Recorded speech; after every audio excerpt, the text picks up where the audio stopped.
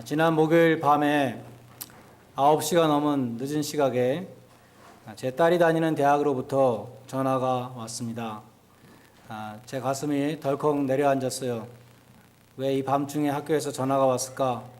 무슨 안 좋은 일이 생긴 건 아닌가? 순간적으로 여러 가지 상상을 했습니다. 계속 들어보니까 페어런츠 펀드에 도네이션 하라는 이야기였습니다. 얼마나 감사하든지 달라는 대로 다 좋습니다. 대학에 다니는 어떤 여학생이 엄마에게 이런 편지를 썼다고 합니다. 엄마, 이제야 연락을 드려서 미안해요. 기숙사에 불이 나서 2층에서 뛰어내리다가 팔과 왼쪽 발이 부러졌어요. 다행히도 기숙사 서비스 스테이션 어텐던트가 불길을 보고 곧바로 소방서로 연락해서 소방차가 불과 몇 분 만에 왔어요. 병원에 며칠간 입원해 있는 동안 서비스 스테이션 어텐던트인 폴이 매일 병문안을 왔어요.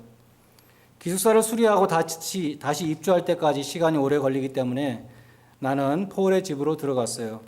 그는 나를 아주 잘 대해줬어요. 임신했다는 사실도 말씀드려야 하겠네요. 폴이 지금 부인과 이혼하는 대로 그와 결혼하려고 해요. 집에도 별일 없기를 바라요. 저는 잘 있어요. 나중에 시간 있으면 또 편지할게요. 사랑하는 당신의 딸로부터. 추신. 이상은 사실이 아닙니다. 사실은 제가 사회학 과목에서 C를 맡고 화학 과목에 낙제했습니다. 엄마가 이 소식을 바른 시각으로 proper perspective로 볼 수 있기를 바라서 이렇게 말을 한 것입니다. 다행인 줄 알아라 이런 뜻입니다. 오늘 본문은 감사에 대한 올바른 시각을 말씀합니다. 올바른 시각은 in Christ, 그리스도 예수 안에서입니다. 바울의 서신에는 그리스도 안에서라는 구절이 164번이나 나오는 바울이 가장 많이 사용하는 구절입니다. 대표적으로 고린도후서 5장 17절에 보면 누구든지 그리스도 예수 안에 있으면 새로운 피조물이라 이전 것은 지나갔으니 보라 새 것이 되었도다 라고 말씀합니다. 그리스도 안에서 보면 세상이 완전히 다르게 보인다는 것입니다. 그리스도 안에서 믿음의 시각으로 우리가 볼 때에 범사에 감사할 수 있다는 것입니다. 그런데 교회에 출석하면서 신앙생활을 하면서도 범사에 불평하는 사람들이 적지 않게 있습니다. 모든 일에 대해서 불평을 일삼는 어떤 부인이 있었습니다. 마침내 그녀의 담임 목사님이 그녀가 기뻐할 수 있는 조건을 찾아냈습니다.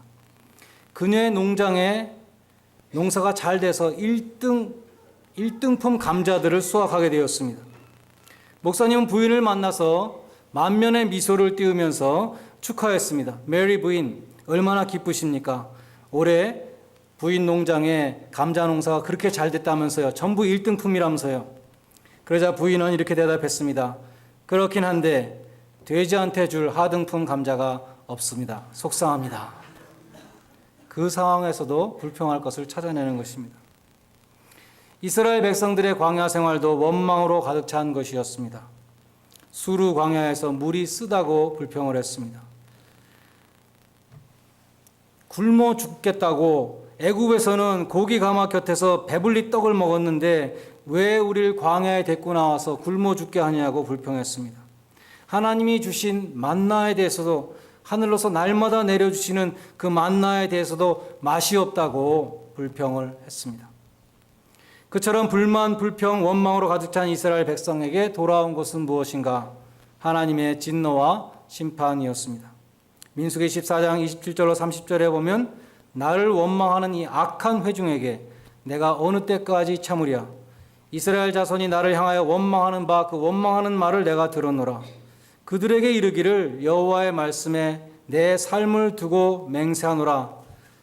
내 귀에 들린 그대로 너희에게 행하리니 너희 시체가 이 광야에서 엎드러질 것이라. 너희 중에 20세 이상으로 계수된 자 곧 나를 원망한 자 전부가 여호수아와 갈렙만 빼놓고 한 사람도 약속의 땅에 들어갈 수 없을 것이다. 그러므로 사도 바울은 고린도전서 10장 10절에서 너희는 저희와 같이 원망하지 말라라고 말씀합니다. 골로새서 3장 15절에서는 너희는 감사하는 자가 되라고 말씀합니다. 원망하는 자, 감사하는 자, 하나님이 누구에게 복을 주시겠습니까? 그리스도 예수 안에 있는 자는 범사에 감사하는 사람입니다. 거듭난 믿음의 시각을 갖고 있기 때문입니다. 추수감사절은 미국에 처음 정착했던 청교도들의 전통입니다. 그들은 한 배를 타고 온 식구들이 겨울을 나면서 절반이 죽는 그러한 환란 가운데 감사했습니다. 메이플라워호를 타고 온 미국의 청교도들이 얼마나 혜택을 받지 못한 사람들이었는가. 우리들과 비교해 보면 그들의 삶은 정말 미저러블한 것이었습니다.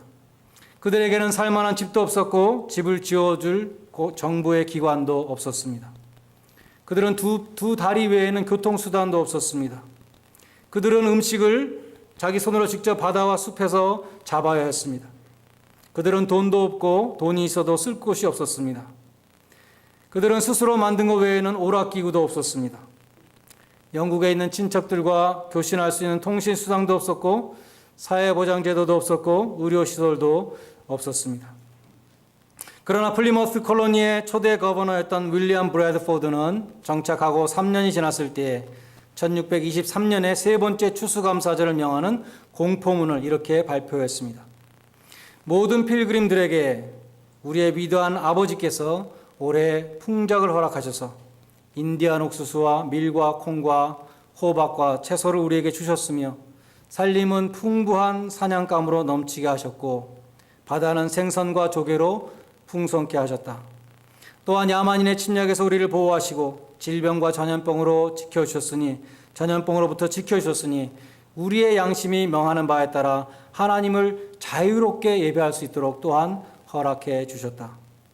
이에 나는 공포하노라. 모든 필그림들은 아내와 자녀를 데리고 주 1623년 곧 우리가 이곳에 도착한 지 3년째 되는 해에 11월 29일 목요일 낮 12시부터 3시까지 언덕 위에 있는 모임의 집에 모여서 목사의 설교를 듣고 전능하신 하나님의 그 모든 은총에 대해서 감사의 예배를 드릴 것이라. 여기 나와 있는 감사의 제목들을 보면 풍작과 건강과 안전과 신앙의 자유 등을 들었습니다.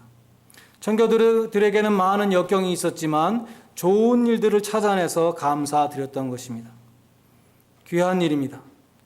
그러나 범사, 곧 모든 일 속에는 우리가 평소 당연히 여기는 것들도 포함되어 있습니다.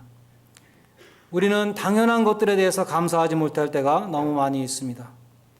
우리가 숨쉬는 공기와 우리에게 생명을 주는 햇빛과 마시는 물과 일용할 양식과 꼭 필요한 것이지만 특별한 것이 아니기 때문에 감사에 소홀할 수 있는 것들입니다. 제이 데니스 목사님이 이렇게 예를 들었습니다. 당신이 많은 세금을 내야 한다면 불평하지 말고 감사하십시오. 당신에게는 안정된 직장과 사업장이 있다는 뜻이기 때문입니다. 당신의 몸무게가 늘어서 옷이 맞지 않는다면 불평하지 말고 감사하십시오. 당신은 먹을 것을 풍성하게 갖고 있다는 뜻이 되기 때문입니다. 세탁할 옷이 집안 한 구석에 쌓여 있거든 불만하지 말고 감사하십시오. 당신에게는 적어도 갈아입을 수 있는 옷의 여유가 있다는 뜻이기 때문입니다. 당신 집에 대청소가 필요하고 문고리를 갈아야 되고 창문을 갈아야 된다면 감사하십시오. 당신의 몸을 위탁할 수 있는 집이 있다는 뜻이기 때문입니다. 멀리라도 주차할 공간을 찾았다면 감사하십시오. 당신에게 잠시라도 걸어갈 수 있는, 운동할 수 있는 기회가 주어졌기 때문입니다. 교회 뒷자리에 앉아있는 교우의 찬송 소리가 음정의 엉망으로 들려오고 있다면 감사하십시오. 당신의 청각은 정상이기 때문입니다.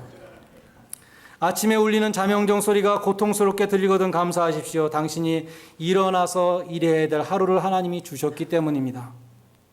하루해가 저물어 온몸이 나른하고 피곤하거든 감사하십시오. 당신은 오늘 하루를 생산적으로 사신 것입니다. 우리는 별 생각 없이 하루하루를 감사 없이 살아가기 쉽습니다. 심지어 나에게 생명이 있다는 것도 당연한 것으로 여기고 감사하지 못하고 살 수가 있습니다. 그러나 우리가 당연히 여기는 것들, 항상 있는 것들, 그것이 다 하나하나가 하나님께 감사의 제목이 되는 것입니다. 마지막으로 범사에 감사하는 것은 그리스도 예수 안에서 우리를 향하신 하나님의 뜻이라고 말씀하고 있습니다. 그리스도 예수 안에 있는 자에게는 모든 것이 합력하여 그 어떤 일이라도 다 하나님이 선하게 사용하시고 우리들에게 좋게 해주시는 것이기 때문에 우리는 범사에 감사해야 하고 그것이 하나님의 뜻이라고 말씀하고 있습니다. 고난 가운데 있는 사람들이 가장 많이 묻는 질문이 무엇입니까? 하나님의 뜻이 무엇입니까? 하나님 나에게 왜 이렇게 어려운 일을 주시나요? 하나님의 뜻이 무엇입니까? 그것을 가장 많이 묻습니다. 데살로니가 전서에 보면은 환난이나 고난이라는 단어가 많이 나옵니다. 데살로니가 전서를 받는 사람들은 지금 환난 가운데 있었습니다. 대표적으로 3장 4절에 보면 우리가 너희와 함께 있을 때에 장차 환난이 임할 것이라고 말하지 아니하였는가? 과연 너희에게 지금 환난이 임하였다라고 말씀합니다. 오늘 본문은 그처럼 고난 가운데 있었던 데살로니가 교인들에게 범사에 감사하라, 항상 기뻐하라, 쉬지 말고 기도하라, 이것이 그리스도 예수 안에서 너희를 향하신 하나님의 뜻이라고 말씀하는 것입니다. 이스라엘의 사해, 죽은 바다, 데드시가 있습니다. 거기는 물이 흘러들어오기만 하고 나가지 않기 때문에 물고기들이 살 수가 없고 생명체가 없는 죽음의 바다입니다. 그러나 그 해변의 흙 속에는 온갖 무기질이 녹아 있어서 그 미네랄들 때문에 피부병 치료에 특효가 있다는 것입니다.